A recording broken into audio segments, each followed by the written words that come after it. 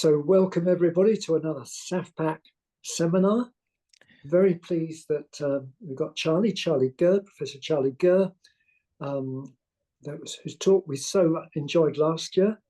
And this year, Charlie's talking about understanding life, death through Chinese poetry and painting. So straight over to you, Charlie, please. Thank you, Del. It may have changed slightly since you asked me for a blurb. It's going to be in roughly the same area, but I've obviously drifted, as I always do. Yeah, we're used to it. We enjoy it. Yeah? Yes, we enjoy the drift. We generally enjoy your drift, Charlie. Good. Well, you better get used to it, I fear. But just a quick backstory. When Del last got in touch with me, I had to tell him that I'd recently had an operation for cancer. I'd had most of my bowel, my colon taken out, which led to a very poor joke about only having a semicolon, but I won't go into that. But at the time, I was thinking my way through how one deals with prospect of dying, which wasn't particularly close for me. I mean, it's a very early stage, but it's sort of always implicit in things like cancer. And at the same time, trying to work out how this connected in my mind to a fascination with Chinese poetry, which I'd recently developed, and some of the ways that Chinese poetry seemed to offer a different view about our selfhood, if you like. And so this is what I originally proposed. I've slightly inflected it in as much as since I proposed a particular topic, I've become very interested in AI as well. And I wanted to kind of bring those things together. So I don't know how many of you are aware of this, but of course, AI has, I'm sure you're all aware, AI, artificial intelligence, I should say, has become probably the most important phenomenon in our world, I think, at the moment. The most important thing that's happening to us, and is in so many ways bringing a lot of the ways we think about ourselves into some kind of question about what we are, what it means to think. If you work in university, which some of you may, you'll be aware that universities are in a kind of panic about AI. They don't really know how to deal with it. They don't know how to police it. The main attitude is to treat it as something like plagiarism, as a kind of thing to be monitored and punished, rather than something that has a fundamental implications for the very things that universities do, or indeed we do generally, which universities teach. So that's one of the starting points for me thinking about what it means to think at all in the light of AI. I will get to Chinese poetry with this in a weird way. You have to trust me that I'll make these connections. So as you may be aware, in January of this year, DeepSeek came out. Does anybody know about DeepSeek, the Chinese AI, the very cheap Chinese AI, $60 million rather than $6 million, I should say, rather than 100 million. At the day it was released, $1 trillion was wiped off tech stocks, 600 million off, billion, I should say, off NVIDIA, the chip producer. It was seen as the heralding of the Chinese century. In some ways, sorry, did somebody say something, or is that just No, but if people could put keep their mics off, yeah, please. Unless you want to say something, then switch it on. And if you do want to say something or want to clarify anything, absolutely do, because it's very I'm perfectly happy to have answer questions or develop thoughts at any point. Anyway, so DeepSeek came out. I have got DeepSeek on my phone. I can show you. There it is. I don't know if you can see it. Hi, I'm DeepSeek, it says. And it's actually very useful. As long as you don't ask questions about Tiananmen Square or the Uyghurs, it's actually a pretty good piece of AI. But what is interesting about AI is the way that it goes to such lengths to make it appear that you're interlocuting with another human being. That even to the degree that when it types out, when the text in response to your question appears, or your prompt, not only does it appear to be written as if a human is considering the syntax, the forms of the way the use of grammar, but it even goes so far as to scroll out the writing as if it's thinking and typing at one time, Whereas in fact, what it produces is produced instantaneously. It could flash up on your screen in one flash. So inbuilt into it is still a sense that we're dealing with a human interlocutor.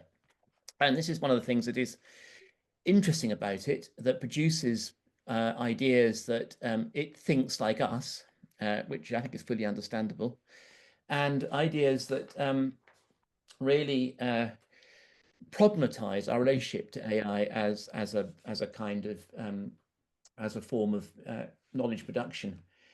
My friend Richard just calls an AI word geometry engines, because what it literally does is trawl vast amounts of data, these large language models basically produced by the web, and simply produce very, very complex and deep tables of the likelihood of one word appearing next to another.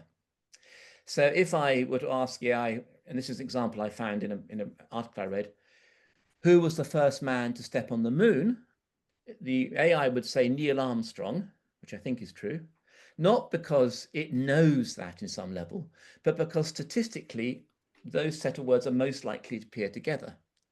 So what it does is merely bring together a statistical understanding of how language works, understanding itself being a bit of a problematic way of thinking about this. And so at one level you think, well, it's got nothing like thought, it's nothing like thought at all. But one of the things that's been puzzling me thinking about this is actually, to what degree are we much more like AIs than we think we are? That what we do when we speak is bringing the next most statistically likely word together in a string. Even now, when I'm speaking, to what degree am I doing that? And to what degree does the very structure of language write itself in me? And this is, I'm not coming to answers to this question, but I'm going to some extent to think about a kind of psychoanalytical understanding of this. Now, and it will come back to Chinese writing in a bit.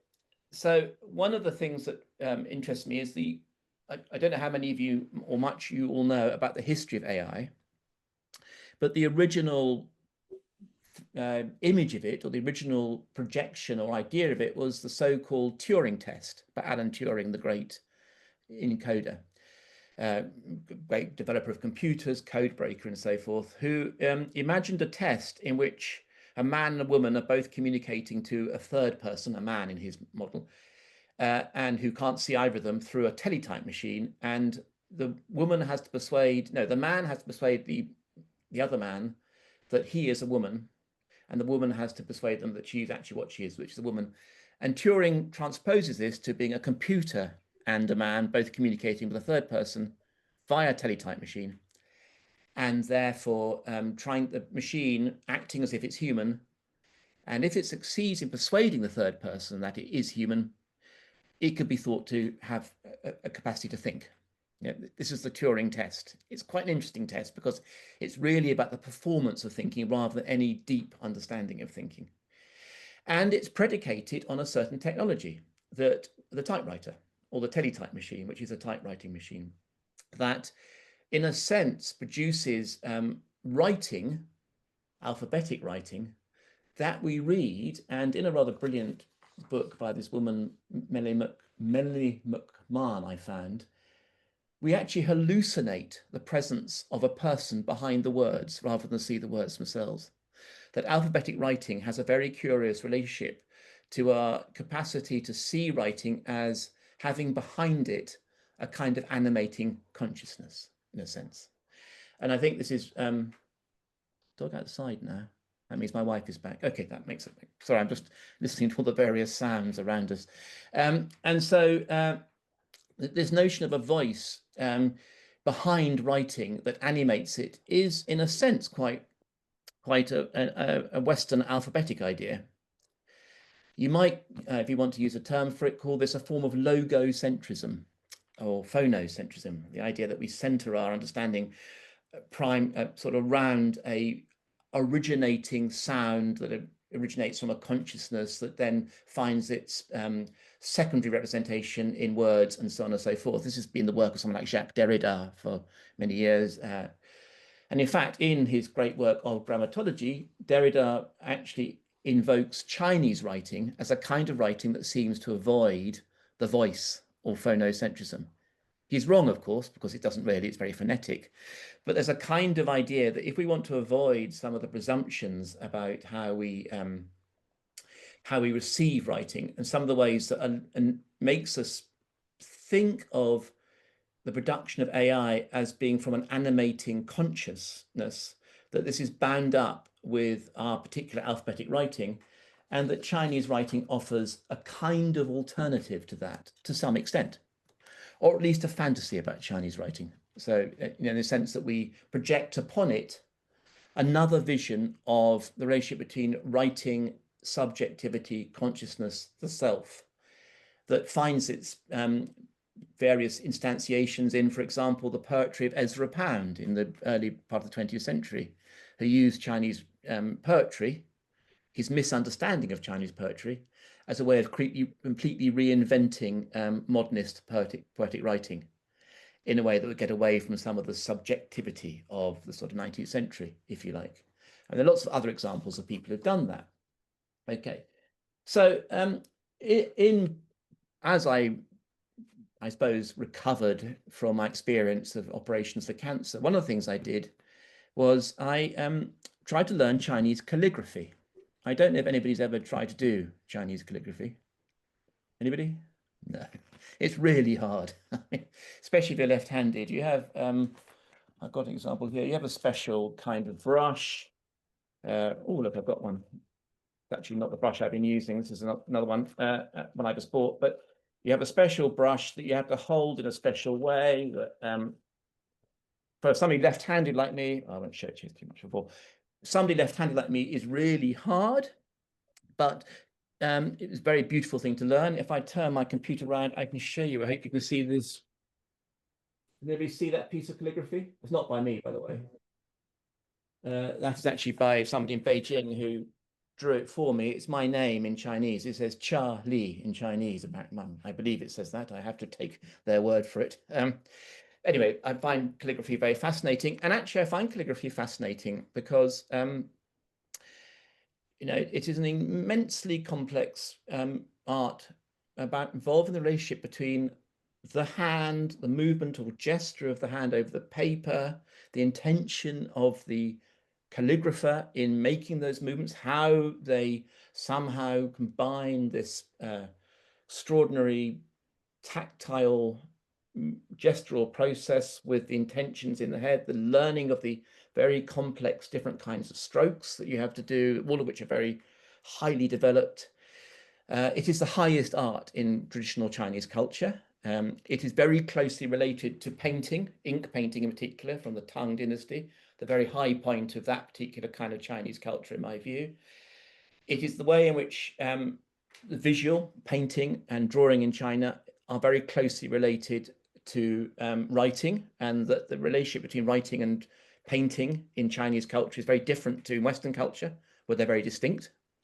In a way, the gestures made in calligraphy are very similar to the gestures made in painting, particularly kind of ink painting of landscape, which is the great, in a sense, the highest point of Chinese culture, particularly the so-called Moutain-Water or Shan Shui landscape, which is kind of captures a Taoist Buddhist idea of a particular relationship to the environment that's extraordinarily interesting.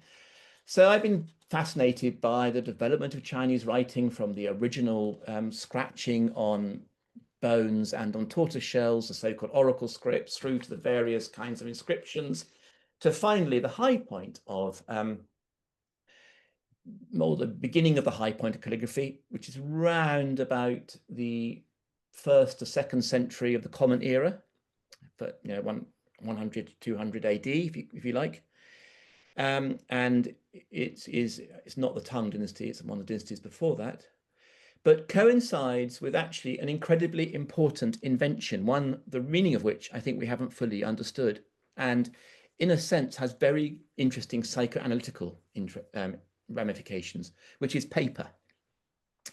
In China is the place where paper was first invented, a very comparatively easy to produce, cheap substance for drawing and writing on, that is not based on animal products, that is just using rags, that can be done almost anywhere, that enables a far wider spread of of a kind of writing culture, and actually enables both the much higher development of calligraphy as an art and painting as an art as it develops through the subsequent centuries in China up till the end of the Tang dynasty, which is, I think, about the 10th century AD. And so paper is this often ignored but highly important factor in the development of Chinese writing and calligraphy, in the subsequent development, as it happens, of the capacity to develop printing in China, both woodblock printing and then movable type printing. As paper moved through Europe, it then enabled the development of printing in Europe, probably one of the most important technical developments, culturally speaking, ever, as it happens. But also paper has this extraordinary psychoanalytical dimension, which some of you may be aware of, I think. So Derrida again writes this extraordinary paper. There's a book by him called Paper Machine, and it's got an interview with him called Paper, Me or You, I can't remember the full title, in which he tries to understand the philosophical and psychoanalytical consequences of paper. And he talks about the way that paper is a bit like the way we think about the underlying subject, a thing that underlies us, which in Greek is the hypokaimenon, upon which the accidents of the world happen. So it has a kind of way that it seems to figure or correlate with some of the ways we understand ourselves. And I don't know how much of you, do any of you lot read Freud? Of course you do. That's a silly question. So as you know, as you may know, in Inhibition, Symptoms and Anxiety, he's writing, Freud absolutely compares the blank sheet of paper to the mother's body. And there is this great period which actually, he says, as soon as writing, which entails making a liquid flow out of a tube onto a piece of paper, white paper assumes a significant copulation. As soon as walking becomes a symbolic substitute for treading upon the body of Mother Earth, both writing and walking are stopped because they represent the performance of a forbidden sexual act. So paper, white paper becomes this symbol of the maternal, writing becomes a form of incestual intercourse, I guess. And we have a whole complex relationship, I think, between our understanding of writing and paper in particular, and some of the ways it figures psychoanalytically through that understanding of Freud, which I find really fascinating. And in a sense, you know, it seems to connect with me between my own zeal for writing, my own inability to stop scribbling and doodling all the time, to nervously stim whenever I'm in some kind of space that I'm feeling anxious, and something about paper and writing that I found really fascinating. So there's a psychoanalyst in France called Serge Tisserand. Has anybody heard his name? Possibly not. He's not that well known. But he wrote an essay called Writing and Drawing Have the Same Origin, or something like that. And he says that writing and drawing have a common origins for the child in the failure to realize the drive to cling to the mother's body, which other primates can achieve owing to their mother's thick fur. And in fact, this all connects back to issues around bipedality, which I discussed last time. So there's a connection between the loss of fur and bipedality. I won't go into it, but there's a sort of interesting connection here. So deprived of this capacity by the human mother's comparative hairlessness, the baby has to substitute compensatory achievements to deal with essential frustration. And this is a quote from Tisserand. Such an approach no longer presents the world as a projection of the body itself, but a projection of the maternal body from which every human being is originally separates. And the human child compensates for this lost dual unity through genital and non-genital substitutes. In the former, the hand, and I won't quote all this, replaces parts of the maternal body or hand, supplies the pleasure which the mother initially gave the child. I mean, I think what he's saying is masturbation here. But the other way it does is to, let's get the right quote, how the use of the hand relates to the epistemophiliac impulse. The hand is then used to serve desire for knowledge. At other times, it's used for the sexual impulse, which acts as an instrument of autoerotic fulfillment. However, it can be driven by its own needs, namely those concerning the end of the dual unity, which has been irretrievably lost. Gesturing, as emotional force distinct from the original stage of impulses, is a critical means of breaking away from maternal symbiosis. Gesture, plays just such a role in the young child's development, including the model of processes which childhood implements, as well as any creative activity which calls for it, particularly writing, although this is independent of the signifying constraints of grammatical and syntactical rules. So the gesture is a double process for marking space, that of the physical as well as psychic distance, separate the infant from the mother after birth, and that of the surface of the body itself. So Tisserand points out how the appearance of the child's first markings coincides with newly acquired skills, including walking, sphincteral control, and language development. This marking also has a privileged relationship with the psychic process involved in the first separation, the separation of any human being from the mother or adult, surrogate adult. And he explicitly relates this to Freud's Fort Da game, which I'll come back to from the Beyond the Pleasure Principle. In particular, he compares the making of a mark to the throwing of the spindle. As the child carries out the marking gesture, so I'm doing it, he identifies the parting mother. However, later, when considering the marks, the child identifies to trace the movement of his or her hand as left behind. The child is free to be the one that rejects the mother in the form of the trace which he sees as the mother separated from him. And this is a quote from Tisserand. The child's earliest graphic activity thus constitutes a place where the processes of the early mother-child relation are reproduced and stabilized. It represents a first containing structure for the child, while movements serve the process of early symbolization. And this continues into adulthood, as the adult, when writing, draws outward and pushes away what he writes, this kind of movement. In writing, as in drawing, the thrown out gesture conjures up a line. This is Tisserand again. This line, which seems tied to his movement, is used by the inscriber to pull back the thought that has been cast out in the act of inscription. Even better than the spindle tied to a string in the game described by Freud, arm and hand assisted by the pencil allow for a movement of casting, retrieving, or separating and binding. This back and forth motion, this tossing and retrieving, gives new life to the process of symbolizing the separation of mother and child, and contributes to the constitution of mental framework capable of containing thoughts.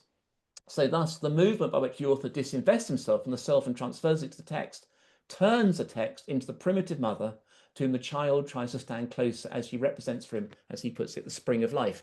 So I'm very interested in this way that he construes the child's gesture and the basis of all writing and drawing, if you like, as this pulling out, pushing out and pulling back, like the Fort Da of the Freudian experience of his grandson, which of course, as I'm sure you all know this, but I'm going to go over it again. It is the moment where Freud witnesses a child who we actually know to be Ernst, his grandson, throwing out the spindle from the cot, bringing it back, shouting "or" as he throws it out and "ah" as he brings it back, which Freud interprets as "for" gone and "da" here. Fort da, the endless repetitious process by which the absence of the mother is mastered, and in a way that Freud doesn't really quite fully engage with. Actually, it is the absence which is the bit that causes pleasure, I think, or causes the thing more than the presence. It's not the bringing back. It is the mastering the absence. This is a whole question. So this is a quote from Freud. The child had a wooden reel with a piece of string tied round it. It never occurred to him to put it on the floor behind him, for instance, and play at it being a carriage. What he did was to hold the reel by the string and very skillfully throw it over the edge of his curtained cot so it disappeared into it, at the same time uttering his expressive "ooh." Then he pulled the reel out of the cot again by the string and hailed its reappearance with a joyful "da." This then was a complete game, disappearance and return. As a rule, one only witnessed its first act, which was repeated entirely as a game in itself, though there is no doubt that the greater pleasure was attached to the second act. And Freud considers that the child cannot possibly have felt his mother's departure as something agreeable or even indifferent. This makes inquiry how this repetitive act accorded with the pleasure principle. And of course, it's here that Freud goes quite literally beyond the pleasure principle and develops his famous, and I would say notorious, idea of the death drive, the repetition that goes beyond pleasure. That some people, I know some Kleinians in Oxford who absolutely hate the death drive and will not countenance it as a meaningful thing. I think it's amazing and possibly the most key thing in the whole of I mean, I think it's one of the most important ideas in 20th century thinking, but I mean, that's quite a grand claim, but let's go back to that. So he's observing the grandson's game and other forms of repetition that Freud sees that there is a drive beyond the pleasure principle. That of the living entity is striving to return by the circuitous paths along which its development leads. If we were to take it as a truth that knows no exception, that everything living dies for internal reasons, becomes organic once again, then we should be compelled to say that the aim of all life is death, and looking backwards at inanimate things existed before living things. However, Todd McGowan, who is a Lacanian thinker, who describes the Fort-Da game as the key philosophical moment in all of Freud's works, and also said, but even if he failed to fully understand its implications in terms of death drive. According to McGowan, the death drive is not some desire to return to an inorganic state, despite what Freud writes. It is rather an impetus to return to an originally traumatic and constitutive loss. The death drive emerges with subjectivity as a subject enters the social order through language, which is enabled by a sacrifice of a part of itself. So this is in a quote from McGowan. Subjects engage in acts of self-sacrifice and self-sabotage because the loss enacted reproduces the subject's lost object and enables the subject to enjoy this object, enjoy it as lost. Once it is obtained, the object ceases to be the object. As a result, the subject must continually repeat the sacrificial acts that produce the object, despite the damage that such acts do to the subject's self-interest. From the perspective of the death drive, we turn to violence not in order to gain power, but in order to produce loss, which is our only source of enjoyment. This is the very, I think, fascinating, if difficult, Lacanian observation that McGowan makes. Without the lost object, life becomes bereft of any satisfaction. The repetition of sacrifice, however, creates a life worth living, a life which one can enjoy oneself through the lost object. So to begin with, according to Freud, and this is McGowan again, the human animal is an autoerotic being that has no object world. Thus, the distinction between self and other is a psychical achievement rather than something with which we are born. The human subject emerges through the experience of loss and through an initial act of sacrifice that creates both subject and object. Such subjectivity emerges out of a self-wounding, an initial loss that is self-inflicted. This self-inflicted wound is in part, at least, a response to the unsatisfactory nature of the unity of the autoerotic being. The newly emerged subject gives up something that it does not have in the first place. The initial loss that found subjectivity is not at all substantial. It is the seeding of nothing, C-E-D-I-N-G. So one more quote from McGowan. The subject's desire is oriented around this lost object, but the object is nothing as a positive entity and only exists insofar as it is lost. This is why one can never attain the lost object or the object that causes one to desire. The coming into being of this object originates the subject desire, but having no substance, the object can never become an empirical object of desire. We may see an object of desire as embodying the lost object, but whenever we obtain this object, we discover its emptiness. The lost object is constitutively rather than empirically lost. Okay. So, any questions when I go on before I go on? Because I'm going to, I have quite a lot there already. No, okay. Well, let me then. How are we doing time-wise? I can't really see what the time is. It's 10:30. All right. So, how long? I mean, I've got another 20 minutes, maybe. Well, we've got another hour in total. Perfect. Well, it's a question of how we want to mix it with questions. Yeah, I mean, just quickly, I might say something, Charlie. I mean, I was just a little confused there the last few minutes about what was the satisfaction or the enjoyment of the lost, going around this loss with the lost object, because it just sounded awful to me, and I was like, hang on, which bit was supposed to be nice? Well, the fact is, none of it's nice. Let's be honest. It's not about being nice. What it is that Lacan, of course, is absolutely fundamentally, for him, the world is a world of desire, right? That we exist because we desire. We have subjectivity because we desire, right? Desire can only exist in a sense in its not being satisfied, right? If you satisfy desire properly, you lose it, So you lose the thing that makes you desire it in the first place. This is the sort of the great horrid trick of life, in a sense. Secondly, our desires are, in a sense, determined by it's not a memory, but the kind of void left by I think what maybe Lacan would call the jouissance of what he calls das Ding, the thing, which is kind of the maternal body, but we don't know it.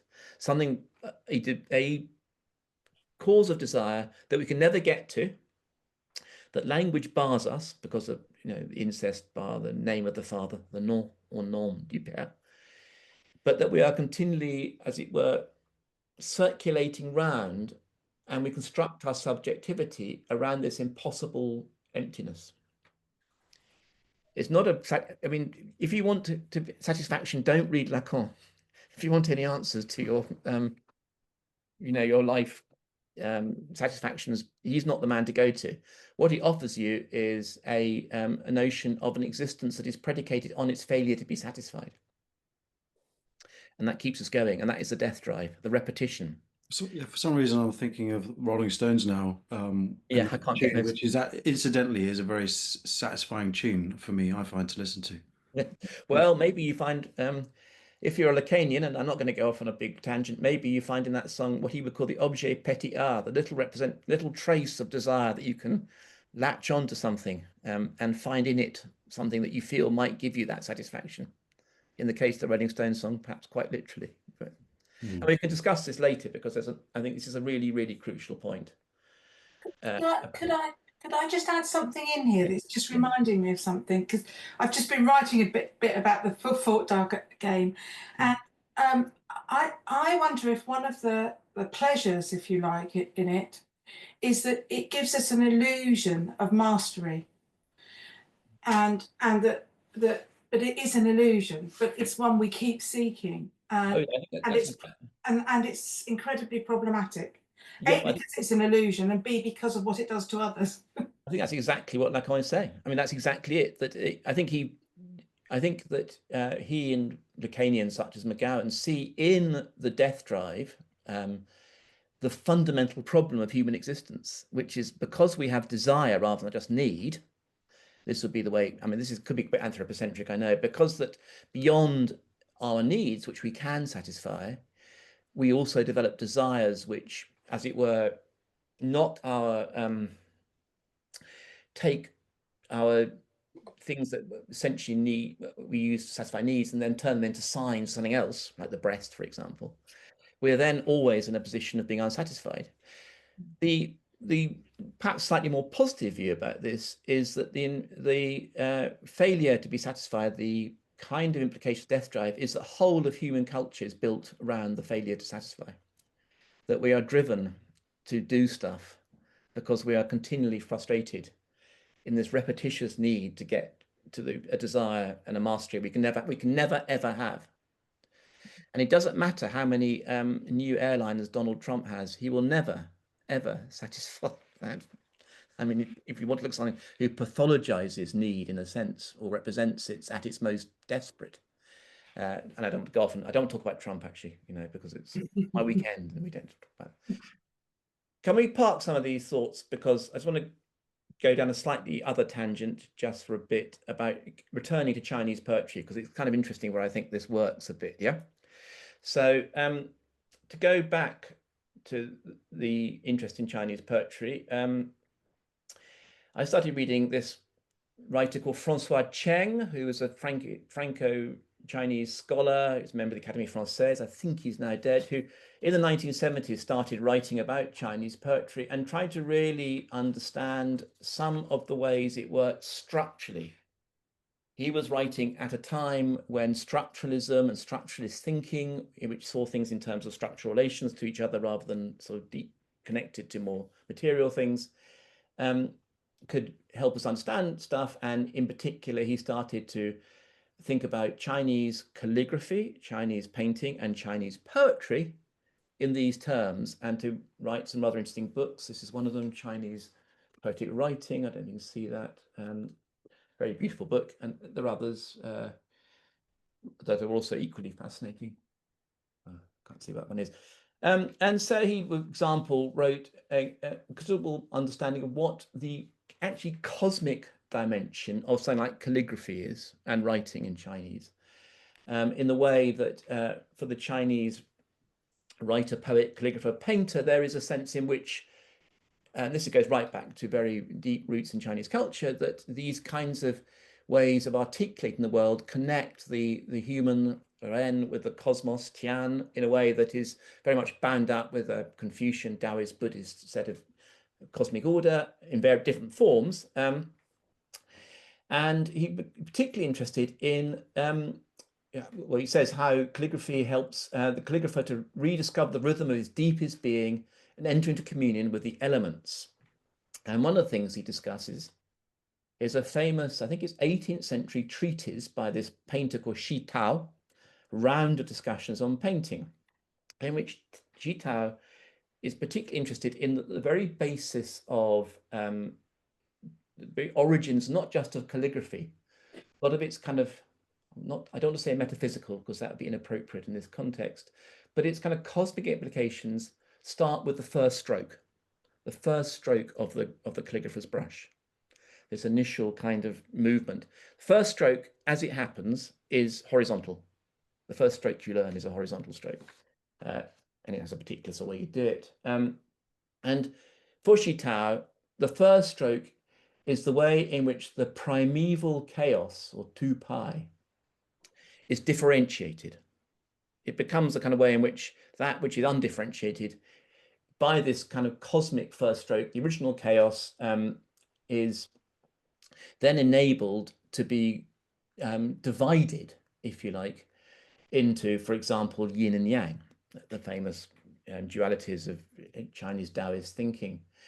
And so this is it's an idea that goes way beyond thinking about just calligraphy as, practical art, but one that brings with it a kind of cosmic, I'm going to say metaphysical dimension around the way in which an act of differentiation, a stroke, orders the world into a set of, if you like, binaries that go beyond the kind of cosmic chaos. Now, as it happens, Cheng was a really good friend of Jacques Lacan, and this is where it gets kind of interesting. And Lacan spent quite a lot of the late 60s and early 70s in deep discussion about with Cheng about the implications of Chinese poetry, calligraphy, philosophy, and so on and so forth, Chinese writing, in the same time that Lacan, and I don't know how much you know about Lacan, but towards the end of his life, he got obsessed by a kind of topographical understanding of the consciousness, his famous sets of kind of Borromean rings that all intersect. I won't go into it, it's very, very arcane, but he's clearly trying to think through a new way of thinking about how we can construe the relationship between signification and our relationship to the world. And so he sees, Lacan saw, amongst other things, this single brushstroke as being absolutely a primary way in which, or a representation of the primary way in which the human being comes to signify in the world. This single way in which we divide the world. This is really important, that this, before any other kind of signification, before we get to the complexity of language, signification is first and foremost drawing a line, if you like, quite simply. And that the primal stroke that Shi Tao sees in his, the way that divides the world, gives it this order, is in a sense one of the ways he thinks about the very process of signification, or what he calls the unary trait, right? Which comes from a term in Freud, the einziger Zug, which he calls the unary trait. And the description elsewhere that Lacan gives it is, he says, the first signification, the first thing that is the origins of writing, come long after pictures. And he sees them as being, well, the example he gives is a bunch of little cuts or strokes on a deer bone he sees in a museum in Paris, which he sees as a tally in which we,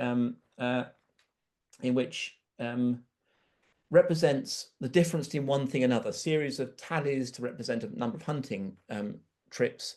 And he says that is the moment at which signification emerges as a process of difference, of differentiation. So I think this is really interesting and important. And he sees this exact idea coming in this primary single trait. Can you all still hear me? They're doing something out in the garden now. I think they're laying down some kind of cobblestones. It's fine. We just hear you. Good, that's good. And so this sort of chaos, if you like, that the stroke then articulates and makes into something signifiable, can be compared to Lacan's notion of the real.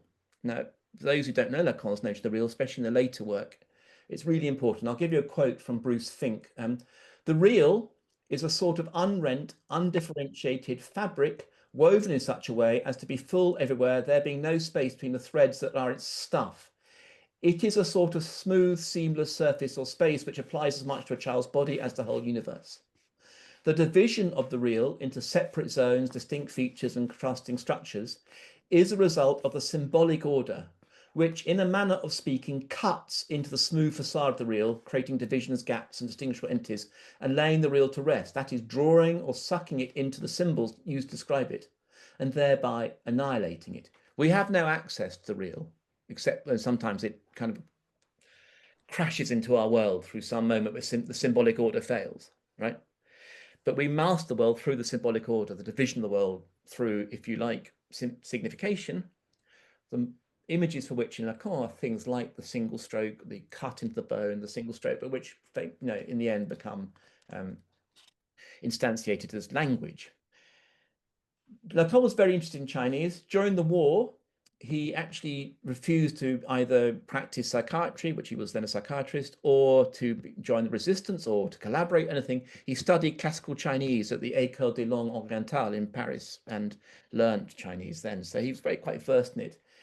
And some people, Chuan, for example, who's a scholar of Lacanian thinking, suggests that in Chinese, Lacan found some different way of thinking about the unconscious. This is a quote. Certain original features of Chinese, and even more so Chinese writing, could inspire a vision of the subject that would be out of step with the concept of the subject in Western philosophical tradition, that of the ego, for example, one of Lacan's objects of hostility. The voice of language necessarily emanates from a person speaking, and the word I in Western world, the subject of sentence, eminently marks the presence of a subject, the sovereign and indivisible author, all thought and all discourse. Coming to Chinese, on the other hand, we would note another system, whose subject is noticeably off-center and even elusive. And this is one of the things, and elsewhere I've written about this in this longer piece of writing, that you find in classical Chinese poetry is a loss of the presence of a kind of self. There often a refusal to use the first person pronoun, to describe a scene as if nobody's there, as if we left the animating subject out of it, the subject of consciousness out of it. And of course, this goes back also to Lacan's return to Freud's interpretation of dreams, the Traumdeutung, where, as I'm sure you're all aware, Freud compares the images we see in a dream as being rebuses, not dissimilar to a hieroglyph, or, as he quite straightforwardly says, a Chinese character, something that is, needs to be interpreted but is not immediately available to us. So this is where I think Lacan's engagement with Chinese offers us something really quite interesting, and he writes a lot about calligraphy. So jumping on a bit to the sort of last bit where I'm trying to bring this back to AI now in a weird way, trying to drag this sort of slightly mad set of connections to AI. In Seminar 2, for those who don't know, Lacan's work is available in two forms. One is a collection called Écrits, writings of all his published papers, and the other is a series of seminars transcribed from recordings from 1952 to 1976, I think, which are really fascinating, if incredibly difficult to understand. I mean, partly because he's kind of riffing a lot of the time, and he's a very, very interesting but quite difficult thinker. But in one of the early seminars, Seminar 2, The Ego in Freud's Theory and the Technique of Psychoanalysis in 1954 to 5, Lacan produces, or tries to produce, what he calls a materialist definition of the phenomenon of consciousness, right? And he starts off with this extraordinary set of images. And I'm going to read this because it's really beautiful. So he starts off saying, Well, when we think about consciousness, what are we thinking about? Well, we're thinking about the mirror. Those who know Lacan will know that he, from the 1930s on, was developing the idea of the mirror stage, in which the child seeing an image of their body whole in a mirror gets a full sense of integrity in the form of an image that is at odds with their sense of being a kind of chaotic sense of sensation. So in this quote in 1954, he goes, what is the image in the mirror? The rays which return on the mirror make us locate in imaginary space the object which moreover is somewhere in reality. The real object isn't the object you see in the mirror. So here, there's a phenomenon of consciousness as such. That, at any rate, is what you'd like to accept, so that I can tell you a little upper-load to aid your reflection. Suppose all men have disappeared from the world. I say men on account of the high value which you attribute to consciousness. That is already enough to raise the question. What is left in the mirror? But let us take it to the point of supposing that all living beings have disappeared. There are only waterfalls and springs left, lightning and thunder too. The image in the mirror, the image in the lake, do they still exist? Now, according to various construals of that, you would say, no, those are just immaterial artifacts that without an animating consciousness do not exist, as in any form of consciousness. But he says, no. He says there is still some consciousness there. Another quote. It is quite obvious that they still exist for one very simple reason. At the high point of civilization we have attained, which far surpasses our illusions about consciousness, we have manufactured instruments which, without in any way being audacious, we can imagine to be sufficiently complicated to develop films themselves, put them in little boxes and store them in the fridge. Despite all living beings having disappeared, the camera can nonetheless record the image of the mountain and the lake, or that of the Café de Flore crumbling away in total solitude. So in effect, he says, our machines enable a kind of material vision of consciousness. The camera is itself a kind of consciousness, without the ego, which is, of course, the thing that he's attacking. And my friend Arthur Bradley suggests that this passage shows that Lacan is not interested in whether machines can be conscious, an issue to which he is supremely diffident, but rather that, for him, human consciousness is itself a kind of machine.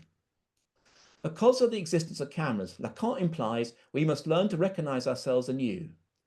We human beings never actually disappear from the world at all, but only because we were never really there in the first place. Because human consciousness is itself a species of automatic photography, because we are the camera. This is part of Lacan's attack on the prevalent ego psychology in post-war psychoanalysis. People like, I can't remember the name, Lernfels, maybe? Heinz Hartmann. Right, okay, so it was very much a kind of paradigm, particularly in America, I think, of restoring the ego to a kind of a state of sort of centrality. And of course, Lacan completely repudiated this. The other thing that interested me about that is that the images he has of the lake, the waterfall, the lightning, everything, the mountain, they seem to become straight out of classic Chinese poetry and painting. They seem to be images of a world seen as in Tang poetry, a world there without there being anybody to see it, and yet which can be poetry can be written about.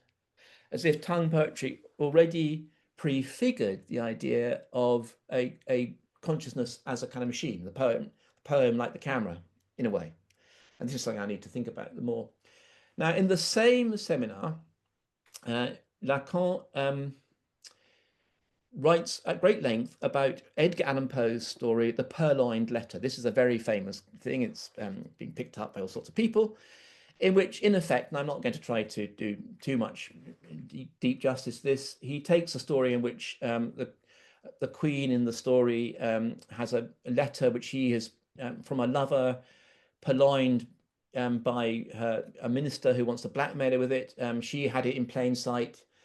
He takes it away. The detective finds it because the person who took it also hid the letter in plain sight.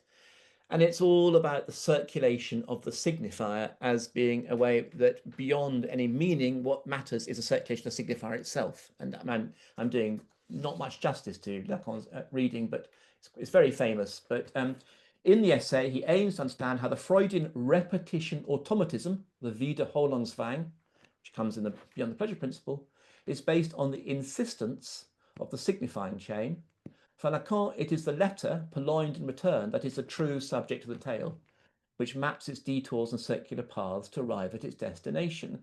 And the detours and paths that signify are part of the repetition compulsion that Freud analysed in terms of the death drive in Beyond the Pleasure Principle, which is a compulsive search for the lost object manifested in the infant's thought da, in which signification emerges as a play between presence and absence.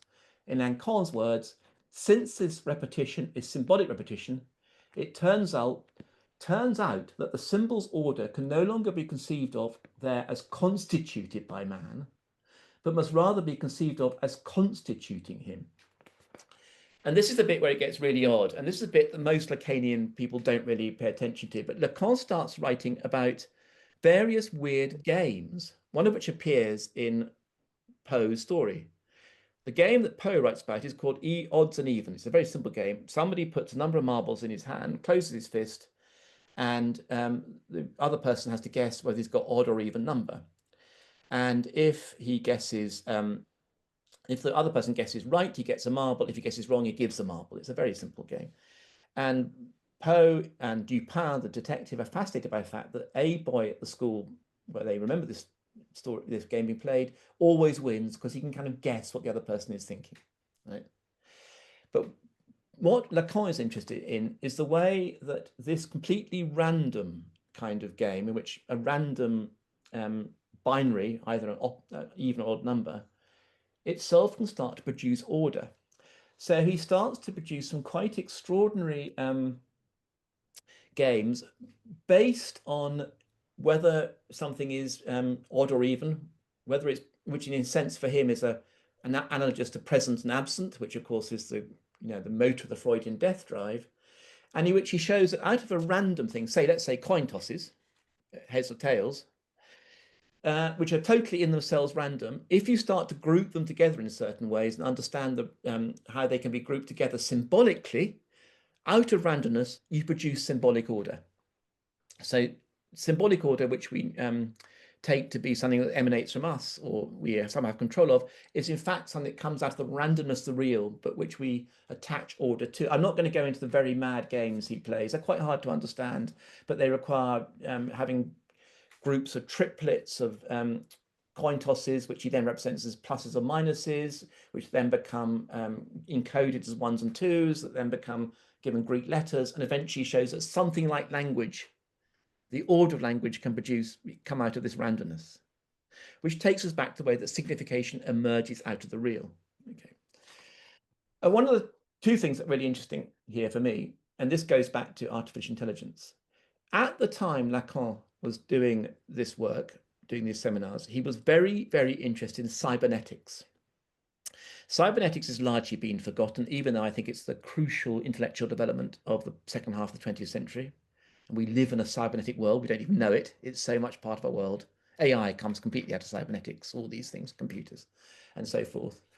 Most people think of Lacan, if they think of him at all, as somebody who mainly is indebted to Freud and to Roman Jakobson and to Saussure and to linguistics. But actually, he was very interested in things like cybernetics, feedback, particularly notions of game theory, the way in which things can come out of various kind of game scenarios that people like von Neumann, John von Neumann, the great producer of the computer, and Morgenstern, his colleague, for example, produced. And one of the claims that are made by various contemporary thinkers now is that Lacan's relationship to and the post-war French indebtedness to cybernetics has been kind of forgotten, which means, as it happens, I think that a whole psychoanalytical dimension to our thinking of artificial intelligence has also been somehow included. But one of the things that Lydia Liu, who is a contemporary theorist who writes a lot about Lacan, just seeing if I can see her book anywhere. She wrote a brilliant book called The Freudian Robot that I really recommend. It's an absolutely amazing book. Is that actually, she says, one of the things that people don't always pick up on, but must be absolutely in Lacan's thinking, is that the connection between these kind of triplets that he puts, these little sort of pluses and minuses, and how much they resemble the I Ching, the famous divination game, is not quite the right word, divination, or rather sort of cosmic order structure that is one of the most important sort of artifacts in Chinese culture. If you know the I Ching, it is a book of divination based on combinations of broken and straight lines and broken lines in hexagrams, and there are 64 hexagrams of these combinations, and they are used as a way of understanding the world as it unfolds in front of us in Chinese thinking. Leibniz, the 17th century philosopher, thought they were essentially the Chinese understanding of binary, and he based his development of binary notation, which of course is the basis of computing, on his exposure to the I Ching by Jesuit missionaries. That's a whole other story, but it kind of connects us back to computers in a way. And in the Rome Discourse, one of Lacan's most famous presentations, he writes this paragraph. Through the word, which is already a presence made of absence, absence itself comes to be named in an original moment whose perpetual recreation Freud's genius detected in a child's game. And from this articulated couple of presence and absence, also sufficiently constituted by the drawing in the sand of a simple line, a broken line of the Kua mantics of China, a language's world of meaning is born in which the world of things will situate itself. And it's pretty obvious, even though a lot of commentators have jumped over this bit because they don't really understand it, that he's talking about the I Ching. The Kua is the name of the what is the name of the trigram and the hexagram in the I Ching. And so this is a quote from somebody else about this. Like the child playing Fort Da, reading for gone or hear in the medium of spoken language, the ancient Chinese diviner would read for continuous or broken in the medium of written language. From this reading, see how the universe is arranging itself. At the foundation, Chinese proto-language is continuous, broken, present, absent, Fort Da. From these lumps of written language is constructed a universe of things. And so there's a sense that he sees in this kind of language of the stroke, going back to the calligraphy thing, something like an absolute primary signification of the world that precedes us in a sense and comes out of the way in which a breaking up of the sort of the real produces signification. Have I got longer? Can I go on for longer? Well, we've got another half hour before we need to end. Okay, I'm just going to do 5 more minutes very quickly, and then I'll open for, or if that's okay. Okay. One last thing, which is one of the writers who took Lacan most seriously in terms of cybernetics was a German philosopher called Friedrich Kittler, who really sees Lacan's understanding of the unconsciousness as being based on the available technologies of media at the 20th century. So the imaginary, that of the images equal to the film, the symbolic is equal to, I'm not quite sure which, but the unconsciousness is represented by the typewriter. The typewriter is the symbol of the unconsciousness. At about the same time that Lacan was beginning his seminars, and about the same time Turing was writing his paper about the Turing test, Lin Yu Tang developed the first workable Chinese typewriter. Because obviously there are at least 5,000 useful characters in Chinese, so typewriter is very difficult. And he produced it in such a way that you would use a normal keyboard, a QWERTY keyboard, but the QWERTY keyboard allow you to generate possible characters in a little window that you could then choose from and then type out of quite a small keyboard. And this is the basis of how Chinese phone users, for example, use the phone to use a QWERTY keyboard in order to generate one of a selection of characters they select from, and which actually makes using Chinese forms of communication now quicker than QWERTY, quicker than the alphabet. And Thomas Mullany, who's a brilliant, has written some amazing books about the Chinese typewriter and the Chinese computer, says that for the first time, Chinese is a more efficient language for these kinds of technologies. That the QWERTY is now no longer the great efficient, or the alphabet is no longer the great efficient symbolic system. The term that Mullany uses for this new kind of writing is hypography, which means writing under, because we no longer is a one-to-one relationship between the keyboard symbol we touch and what appears on the screen. There is a kind of whole world of signification and a theoretically infinite number of ways that different input and output could actually map themselves. And the act of writing depends on a recursive process in which the user is constantly presented and presented again with an ever-changing set of possible characters and so forth. I haven't really got time to talk about this, but for me, trying to bring myself back to DeepSeek, and some of the ways that Chinese computing has developed as a response to its own language has begun to make possible great advances in things like AI, is that this image of a new way of writing, this hypography, with its implications of being something like, or you could translate it as the writing under or the unconscious, presents as the new way of thinking about our own consciousness. I'm going to stop there because that's probably enough for anybody. So, thank you very much, Charlie. Yeah, Thank you. it's quite a lot. So There is a lot. Yes. brain dump rather. But if anybody wants me to go back on and clarify something, please do so, because I'm happy to do so. I've got all my bits of writing there. Anyway, Great. Let's take that offer up. yeah. So, any thoughts, questions, clarifications required?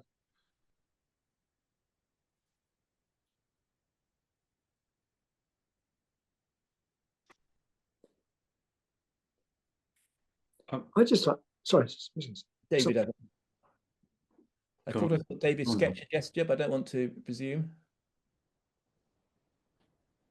Well, okay, well, I'm just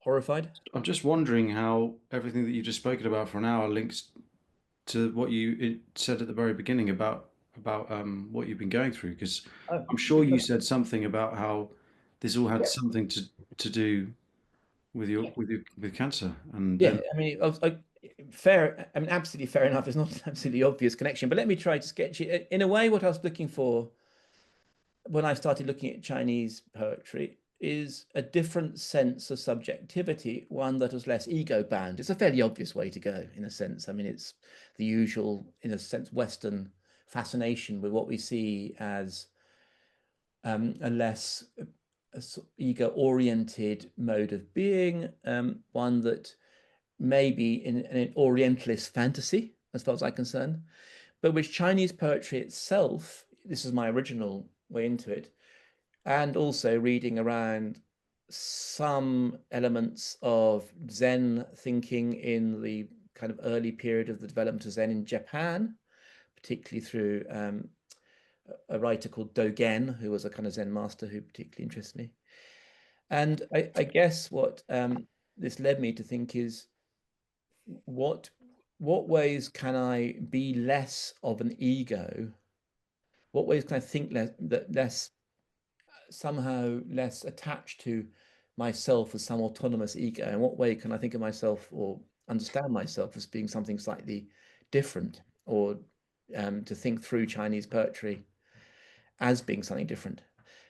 And then when I was confronting the problem of AI, it seemed to be the same problem in a weird way.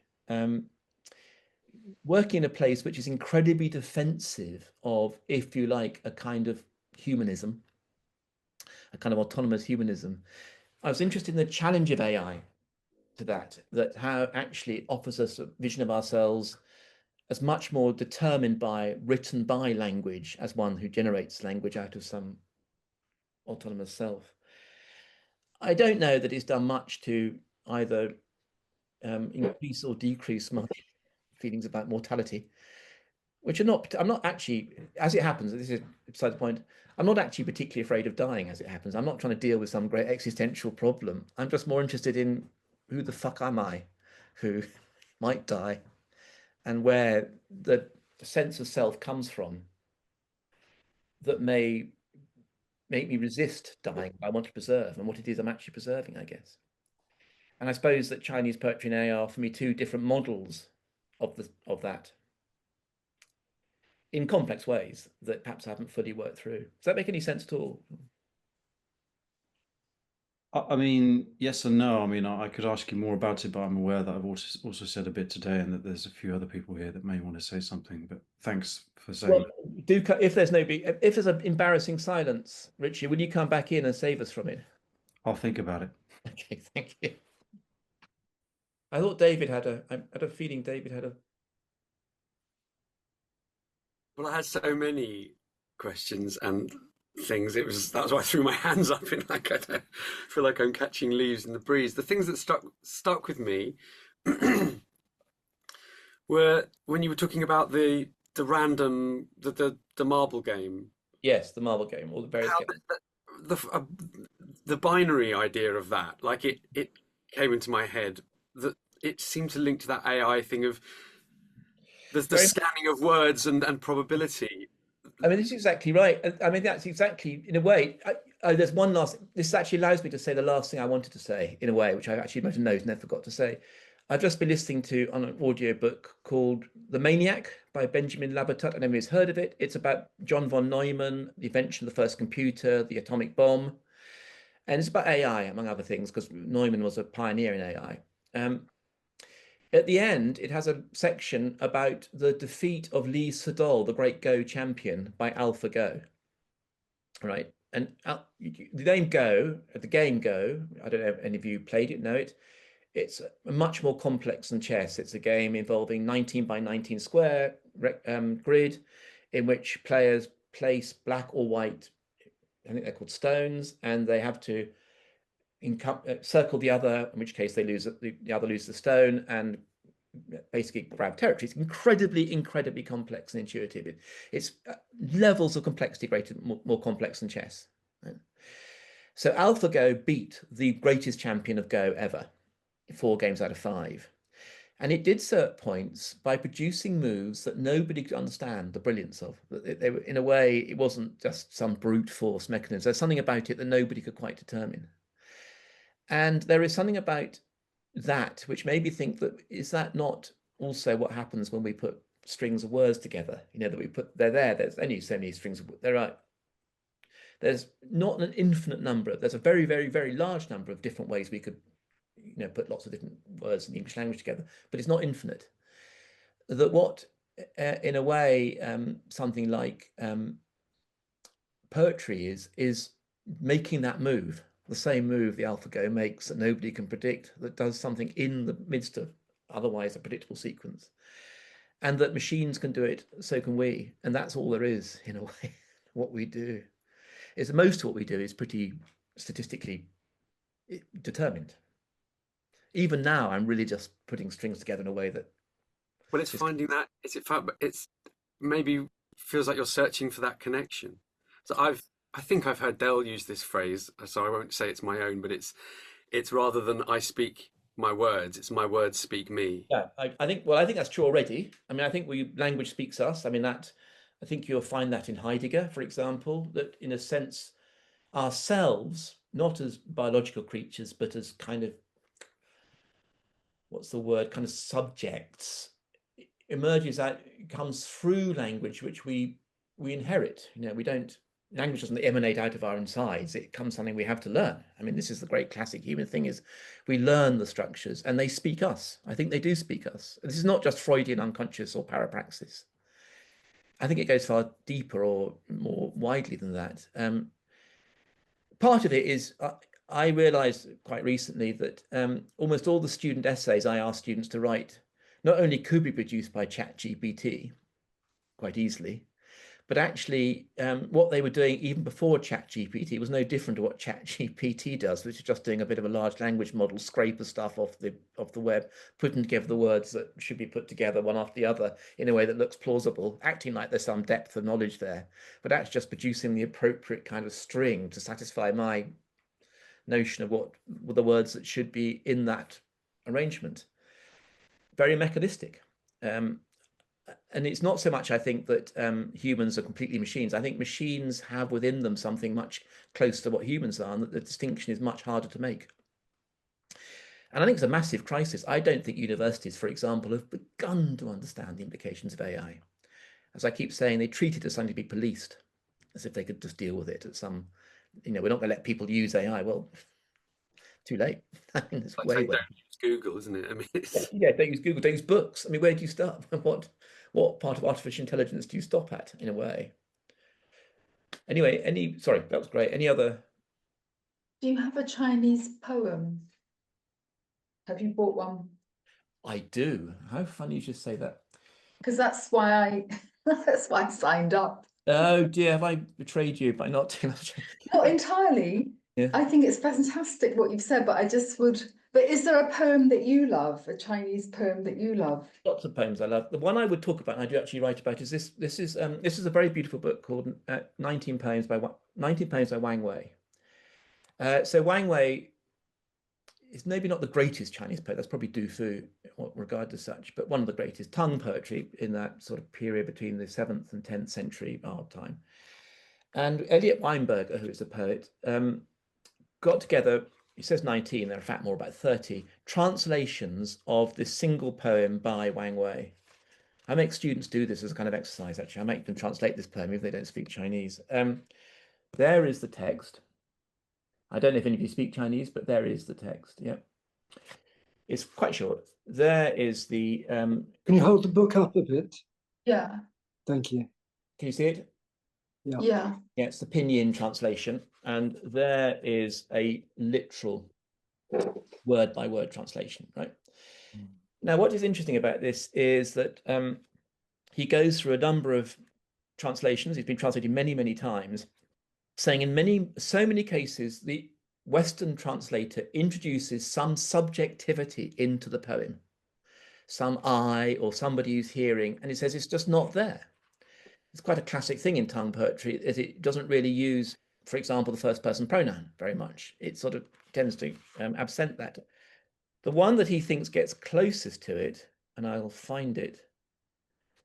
So I'll give an example of a less good one. So if you can see that, it says, hills empty, no one to be seen. We hear only voices echo with light coming back into the deep wood. The top of the green moss is lit again. So as Weinberger says, the translator, Robinson, brings in a narrator, this we, and that's not there. So the one that the version he likes the best, where it avoids this, is actually by Gary Snyder, who astonishingly is still alive at the age of 99 or something, a great beat poet, friend of Allen Ginsberg. And this is the version he has. Empty mountains, no one to be seen, yet hear human sounds and echoes, returning sunlight, enter the dark woods, again shining on the green moss above.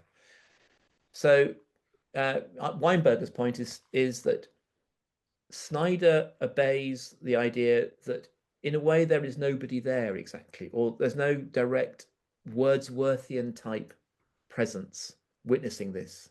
It just is. And that's why I think it relates a little bit to the beautiful passage in Seminar 2 in which Lacan describes this sort of waterfall that not seen, just mirrored. That one of the aims in certainly in Ch'an or Zen Buddhism is to achieve being a clear mirror. A pure mirror without any sort of dust would be the, and this is an idea that echoes and reflects in a lot of ideas that I think, and I think that I have absolutely no doubt that Lacan was thinking about this as a model of a sort of egoless subjectivity, or an egoless, not subject, an egoless being that was still there, but not somehow with ego. I mean, he wasn't, I don't think Lacan was a secret Taoist or anything like that, but I think he definitely took some thoughts from that. And you can really see this in some aspects of Chinese poetry. And this is, to some extent, what Cheng reflects upon in this book, which he wrote at the very time he was in these heavy discussions with Lacan about Chinese thinking. He had to actually break off the relationship and say, I have to go and write my book now.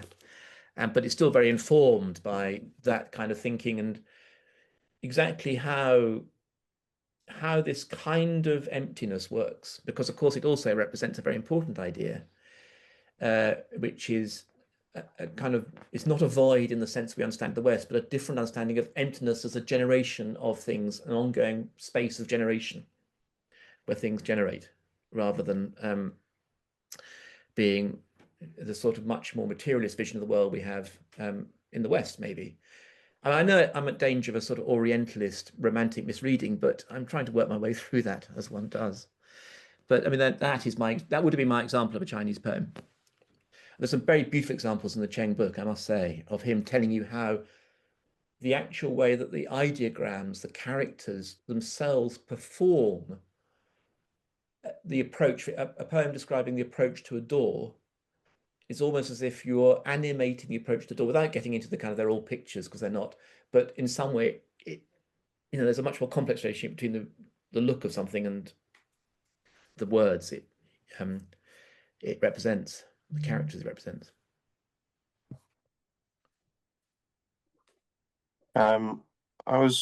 Firstly, I want to say thanks. It was really incredibly interesting and really engaging, and brought up a lot of different aspects for me to think about. I was very interested in the kind of notion that obviously most things we're doing is about our desire and trying to bring the real into a signified kind of manner, etc.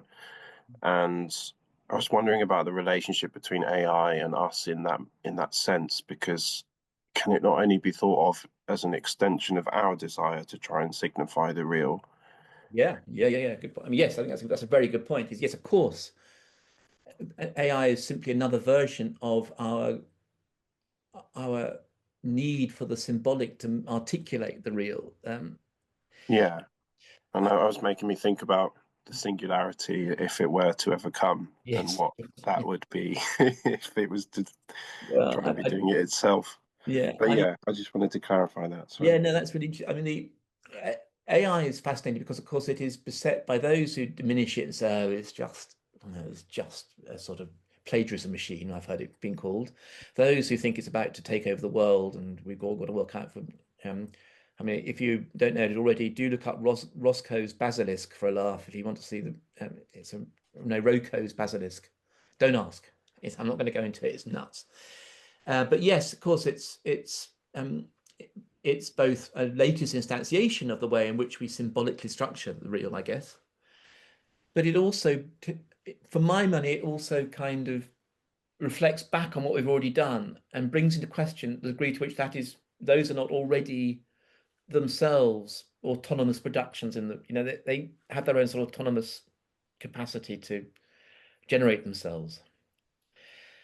There's a short story by Borges I think about a bit in this context called The Library at Babel. You probably know it. Those who don't know it, it's about a library in which every single possible combination of an alphabet is instantiated in a nearly infinite number of books, and most of them are nonsense, right? Somebody produced a website based on the short story, The Library of Babel, in which you can actually put in a string and it will find the book in which it's in. And the implication of that is there's not a single thing we can say or think, including what I'm about to say right now, that's not already prefigured in the infinite Library of Babel as already being there in some virtual sense. That every possible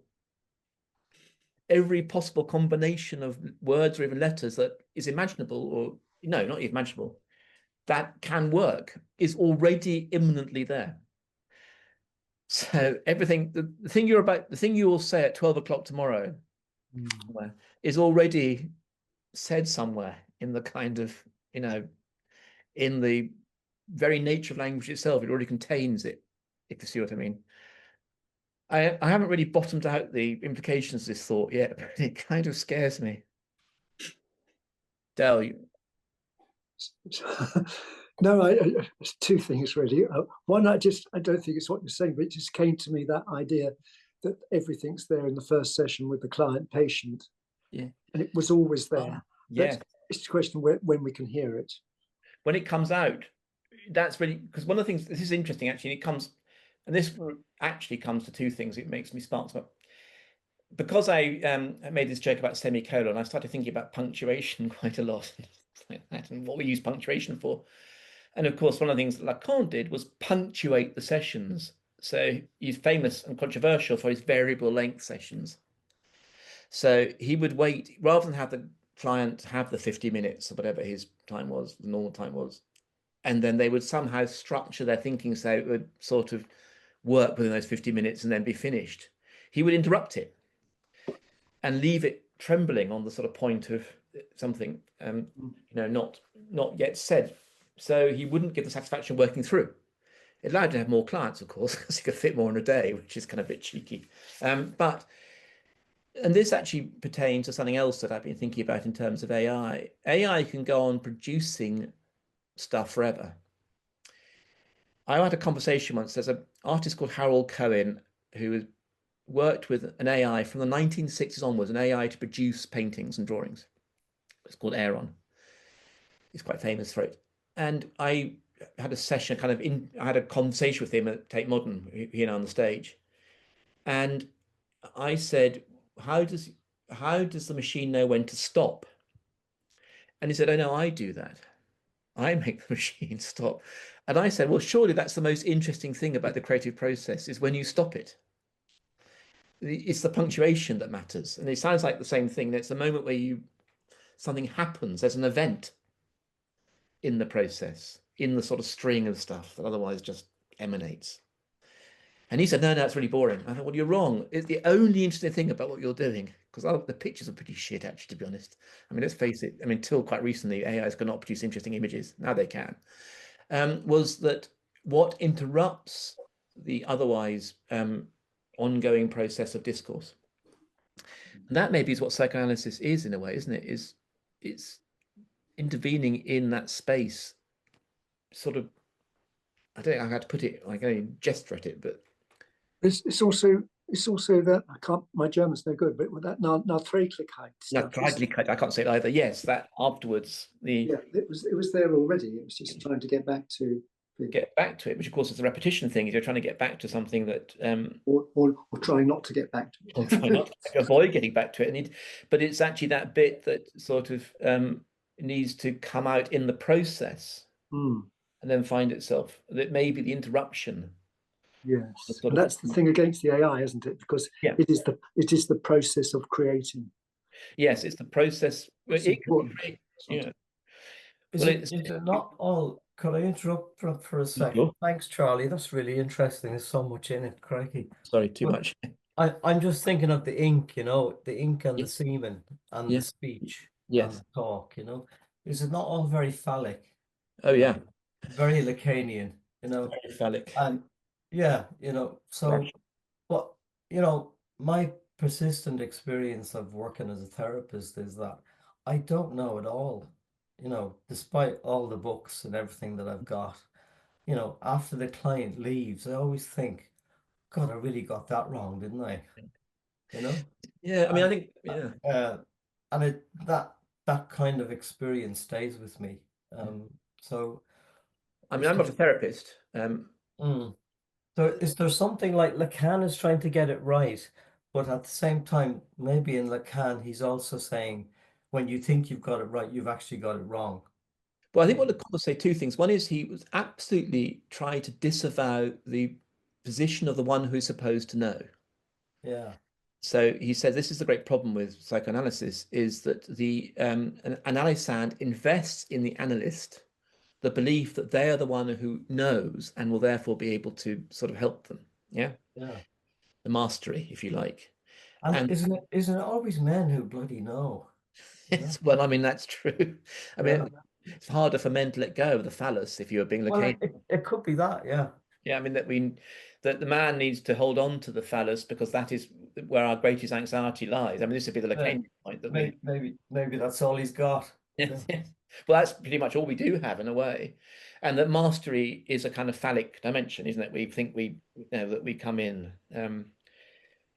I dare say, without being too revolting, all erect with our knowledge and stuff, but that we need to find ways. I think one of the things that Lacan was doing was trying, I don't know how he succeeded, he's a complex person from my understanding, was to get away from the idea that there is a person who comes to a problem, there is somebody who can help them with the problem because they have all this knowledge, this kind of position of mastery, and that at the end of it, the person with the problem will have his problems or her problems dealt with by the person who knows, and therefore have their ego restored to its kind of rightful place and its rightful kind of sense of self, and that they can be quote unquote cured. Because I don't think Lacan ever imagined that he could actually make people better, which is kind of against the grain of a lot of what psychotherapy and psychoanalysis presents itself as. I think, that it's kind of he offers something more complex, I think.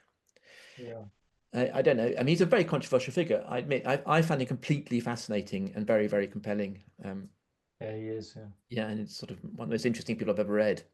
I've got mildly obsessed. Also, you know, he says something which is kind of interesting to this. He said, "It's important you don't understand me, so you're right about me." Right. Meaning Yeah. that it's important that you have to puzzle through rather than just think you've got. You know, that you Yeah. actually have to sit there thinking about it. Maybe is there something about death there? You know, it's important that you don't forget me. Well, yes, important you don't forget me because I'm going to stay there. You can't just consume Yeah. me, I guess. You can't just, And yeah, that's maybe true. I'm going to be a sort of, that's the awful thing about death, that we will be forgotten. well, yeah, I'm quite looking forward to being forgotten in some ways. Yeah. Too much of me around. Yeah. Right. I was just wondering, could I just say something? Yeah, sure.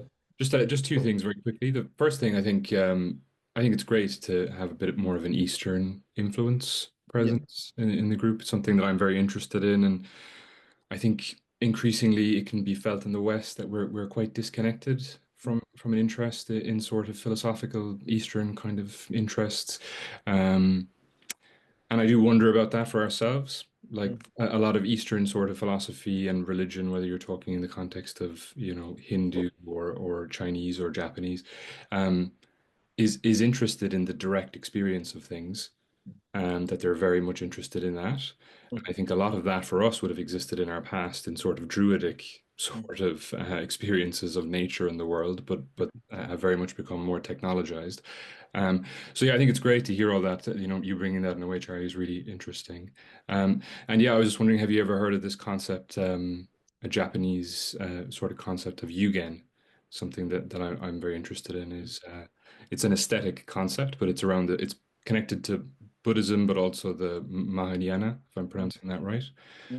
This idea of it's an aesthetic that's based around the idea of you cannot truly name, you know, reality. You cannot truly kind of come to fully know reality, and I think yeah, it just seems really important for what we're yeah. saying. It just kind of came to my mind. It I mean, I think you'd find that completely consonant with Lacanian ideas. I mean, the real, which is not quite the same as reality, Yeah. unavailable to us. All we have is the orders of the symbolic and the imaginary is our only access to. And Lacan was also very interested in Japan. There's a very beautiful, weird passage talking about this statue of Guan Yin in a Japanese temple in maybe seminar 17. I'm not sure. I can't forget my seminars. But there's also something to be found in, I mean, it's going back to an earlier question. One of the things I started reading when I was thinking about death a lot, obviously after my hospital stay, is I started to read Japanese death poems, which are brilliant. I've got a book of Japanese death poems. They're actually by my bed. I read them as a kind of solace at night. They're poems written often by Zen masters, not always, at the point of death. I don't know how true that actually is, but they reflect upon something of the kind of fleeting nature of stuff. Sometimes they're a bit cliched, but often they're rather moving. And I think one of the things that is certainly true about the West is we have a very problematic relationship to death. And that's something which I really feel quite strongly. Yeah. That we tend to resist it in ways that seem to me to be unuseful, given it's definitely going to happen to us. I mean, there's no question of that. Unless some sort of weirdo in Silicon Valley does something we don't yet know. So one of the things I was concerned with, I think, is looking for ways of thinking differently about our relationship to our mortality. So that's one thing that is, I think, possibly available in those cultures, or at least aspects of those cultures. I mean, I think one can't take a small niche subject like Zen and imagine it stands the whole of Eastern culture, but it is certainly got its own place. And there are perfectly good examples in the West of things like that. The other thing, just to say, I probably may have mentioned him last time, but Yuk Hui is an interesting writer in this sense, in the sense that he really takes seriously something you're talking about, which is not to look back to sort of older Chinese, Japanese things like that, but actually to find within his legacy of Chinese culture a way of approaching our relationship to the world, particularly in its technologized form, and how we might look differently at how our relationship between the world, us, our technologies, and so on. And so there is interesting work here that is actually quite deep and quite involved in engaging with the relationship between continental philosophy and Eastern thinking, like connecting Heidegger with Neo-Confucian thinking, for example. So there's quite a lot of stuff happening there. And for me, the question is how it might connect in an interesting way, especially given I think that one of the things we might be seeing is a century increasingly dominated by China, for better or worse. And I have lots of complex feelings about that, which would be interesting. Well, I wonder if, sorry, I think the time, sorry, does somebody else want to say something? And so I just wanted to say something very quickly, apart from thank you, because there's lots of really interesting things. And I'm very interested in Eastern thinking. But you said something a little while ago about, I think you were saying a machine doesn't know when to stop. And I'm starting to think about Wu Wei and the whole idea of I suppose having a sense of not starting. Yes, I think that's a very interesting point. Wu Wei, which for those who don't know is a Taoist idea of sort of effortless doing, I guess, or it's almost machine-like. It actually decenters the ego. The famous image of the cook, is it the cook Peng? Yes, or Ding or whatever his name. Ding, yeah, who's so adept at cutting, he doesn't even have to think about cutting through the carcass of the pig or whatever, and that sort of effortless machine-like is a kind of aspiration in a way of Taoism. Yeah, it used to be around more, I think, at the PA, where they used to talk about masterly inactivity. Yes, and just not doing, and not in. And I'm thinking about it in terms of therapy, of course, and the whole idea of not doing versus not knowing when to stop. That's really interesting. Not doing, not knowing, is sort of the two sides of the same coin, as it were, in a weird way. Yeah, wow. I had to think about that. That's really interesting. Yeah, thanks. I got a feeling Del wants to bring us all to a close, which I can answer. Well, actually, I wanted to abusively slip in a question of my own, just personal one. I was just, the word that really got me, it took me back over 50 years, was cybernetics. Yes. And, I'm seeing to remember, was it Norbert Wiener? Yeah. And who could one read now with regard to cybernetics? The whole, what you've been talking about. Can you suggest anyone? Well, the place I would start, absolutely the place I start is The Freudian Robot by Lydia Liu. If you want to get the connection between post-war cybernetics and psychoanalysis and other ideas, it's a really good starting point. It's a kind of theory, but I do have it somewhere. The Freudian Robot. The Freudian Robot. So, thank you. And then actually, there's a chapter on Lacan and cybernetics that also talks about the Macy conferences, where a bunch of people, including Kubi, the psychoanalyst, was at, but other sort of people like. Thank you very much. Yeah, we know people. Well, you're right. Unfortunately, we have to bring it to close. Charlie, I think the key thing is thank you for the semicolon, and at least from our point of view, if not yours, thank you very much for not coming to a full stop, either in your life generally or today. And we hope the semicolon continues from our point of view. We might hear from you next year as well. So fantastic. Well, thank you. Just all thank you so much. Thank you very much. It was very enjoyable. Thanks a lot. Thank you. Thank you. Thank you so much. Thank you. Can I say that our next talk is SAFPAC Seminar is on Thursday, the 5th of June, and it's Manu Bazzano talking about no symbols, no meaning. Welcome to the hermeneutic labyrinth. So I'll be stopping the recording, and I think those people have visited. I hope, sorry there wasn't enough Chinese poetry for some of us, but hopefully you gained some other things you weren't expecting, and it's hopefully we can continue in our own practices, whatever they are, not to just stay at the current full stop we might be at. So might make it into a semicolon. So we're going to have a break, those now who are on the psychotherapy training. I suggest we have a 15-minute break. Does that sounds okay? So we'd be coming back at what? 10 to, just after, something like that. 10 to 11. 10 to 12, funny, 10 to 12. Okay, so I'll leave this on. Thanks to the visitors for coming along, and see our training program at around 10 to 12.